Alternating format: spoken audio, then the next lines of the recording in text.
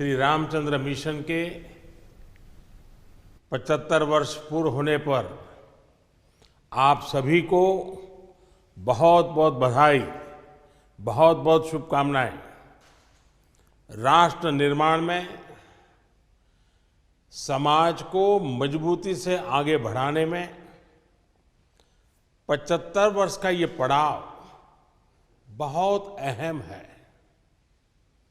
लक्ष्य के प्रति आपके समर्पण का ही परिणाम है कि आज ये यात्रा 150 से ज्यादा देशों में फैल चुकी है। वसंत पंचमी के इस पावन पर्व पर आज हम गुरु रामचंद्र जी की जन्म जयंती का उत्सव मना रहे हैं। आप सभी को बधाई के साथ ही मैं बाबूजी को आदरपूर्वक श्रद्धांजलि अर्पित करता हूं। मैं आपकी अद्भुत यात्रा के साथ ही आपके नए मुख्यालय कान्हा शांतिवन के लिए भी बहुत बधाई देता हूं। मुझे बताया गया कि जहां पर कान्हा शांतिवनम बना है वह पहले एक बंजर जमीन थी। आपके उद्यम और समर्पण ने इस बंजर जमीन को कान्हा शांतिवनम में परिवर्तित कर दिया है। ये शांतिवनम बाबूजी की सीख का जीता जागता उदाहरण है। साथियों, आप सभी ने बाबूजी से मिली प्रेरणा को करीब से महसूस किया है। जीवन की सार्थकता प्राप्त करने के लिए उनके प्रयोग, मन की शांति को प्राप्त करने के लिए उनके प्रयास हम सभी के लिए बहुत बड़ी प्रेरणा है। आज के इस 2020 वाली दुनिया में गति पर बहुत जोर है। लोगों के पास समय की कमी है। ऐसे में सहज मार्ग के जरिए आप लोगों को स्फूर्त और आध्यात्मिक ढंग से स्वस्थ रखने में बहुत बड़ा योगदान दे रहे हैं। आपके हजारों वॉलंटियर्स और ट्रेनर्स पूरे विश्व को योग और ध्यान के कौशल से परिचित करा रहे हैं। ये मानवता की बहुत बड़ी सेवा है। आपके ट्रेनर्स और वॉलंटियर्स ने विद्या के असली अर्थ को साकार किया है। हमारे कमलेश जी तो ध्यान और आध्यात्म की दुनिया में दाजी के नाम से विख्यात है। भाई कमलेश जी के बारे में यही कह सकता हूं कि वो पश्चिम और भारत की अच्छाइयों का संगम है। आपके आध्यात्मिक नेतृत्व में श्री रामचंद्र मिशन पूरी दुनिया और खासकर युवाओं को स्वस्थ शरीर और स्वस्थ मन की तरफ प्रेरित कर रहा है। साथियों, आज विश्व भागम भाग वाली जीवन शैली से उपजी अनेक बीमारियों से लेकर महामारी और अवसाद से लेकर आतंकवाद तक की परेशानियों से जूझ रहा है। ऐसी स्थिति में सहज मार्ग, हार्टफुलनेस, ये कार्यक्रम और योग विश्व के लिए आशा की किरण की तरह हैं।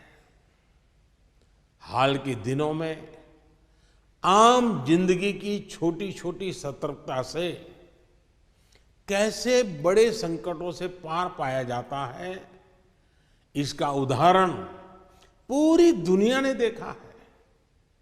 हम सभी इस बात के भी साक्षी हैं कि कैसे 130 करोड़ भारतीयों की सतर्कता कोरोना की लड़ाई में दुनिया के लिए मिसाल बन गई। इस लड़ाई में हमारे घरों में सिखाई गई बातें, आदतें और योग आयुर्वेद ने भी बहुत बड़ी भूमिका निभाई है। इस महामारी की शुरुआत भारत की स्थिति को लेकर पूरी दुनिया चिंतित थी, लेकिन आज कोरोना से भारत की लड़ाई दुनिया भर को प्रेरित कर रही है। Friends, India is following a human centric approach to furthering global good. This human centric approach is based on a healthy, balanced welfare, well-being, wealth. In the last 6 years, India has undertaken among the world's largest public welfare program in the world. These efforts are aimed at giving the poor a life of dignity and opportunity. From universal sanitation coverage to social welfare schemes, from smoke-free kitchens to banking the unbanked, from access to technology to housing for all. India's public welfare schemes have touched many lives. Even before the global pandemic came, our nation had increased the focus on wellness. Friends, our idea of wellness goes beyond merely curing a disease. There has been extensive work on preventive health care. India's flagship healthcare scheme, Ayushman Bharat, has more beneficiaries than the population of America and many European nations. It is the world's largest healthcare scheme. The prices of medicines and medical equipments have been lowered. The popularity of yoga is known to you all.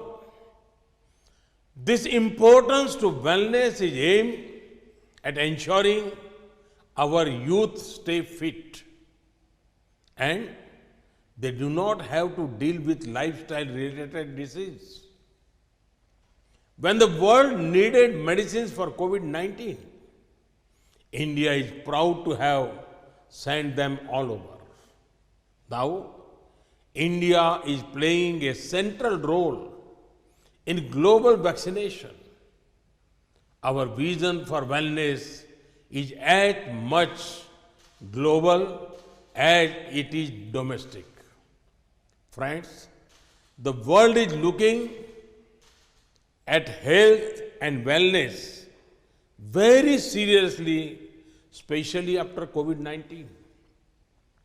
India has much to offer in this regard.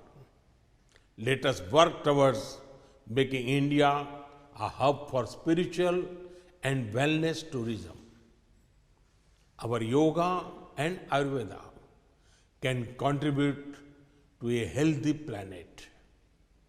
It is our aim to present this to the world in a language they understand. We should scientifically elaborate on their benefits and invite the world to come and rejuvenate in India. Your own heartfulness, meditation practice is a step in that direction.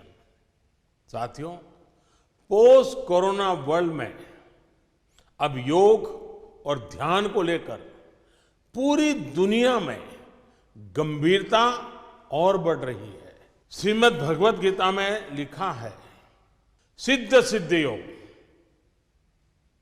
समो भूत्वा समत्वम योग उच्यते, यानी सिद्धि और असिद्धि में समभाव होकर योग में रमते हुए सिर्फ कर्म करो, यह समभाव ही योग कहलाता है। योग के साथ ध्यान की भी आज के विश्व को बहुत अधिक आवश्यकता है। दुनिया के कई बड़े संस्थान ये दावा कर चुके हैं कि अवसाद, डिप्रेशन मानव जीवन की कितनी बड़ी चुनौती बनता जा रहा है। ऐसे में मुझे विश्वास है कि आप अपने हार्टफुलनेस कार्यक्रम से योग और ध्यान के जरिए इस समस्या से निपटने में मानवता की मदद करेंगे। साथियों, हमारे वेदों में कहा गया है, यथा द्योषच पृथ्वी च न विवितो न ऋष्यतः एवा में प्राणमा विवेहे, यानी जिस प्रकार आकाश एवं पृथ्वी न भयग्रस्त होते हैं और न इनका नाश होता है, उसी प्रकार हे मेरे प्राण तुम भी भयमुक्त रहो। भयमुक्त वही हो सकता है जो स्वतंत्र हो। मुझे पूर्ण विश्वास है कि सहज मार्ग पर चलकर आप लोगों को शारीरिक और मानसिक रूप में भय मुक्त बनाते रहेंगे। रोगों से मुक्त नागरिक, मानसिक रूप से सशक्त नागरिक भारत को नई ऊंचाइयों पर ले जाएगा। इस साल हम अपनी स्वतंत्रता के 75वें वर्ष में भी प्रवेश कर रहे हैं। आपके प्रयास देश को आगे बढ़ाए, इन्हीं कामनाओं के साथ एक बार फिर आप सभी को बहुत बहुत शुभकामनाएं। Subscribe to our channel by clicking the subscribe button. Click the bell button and enjoy the latest uploads from our channel.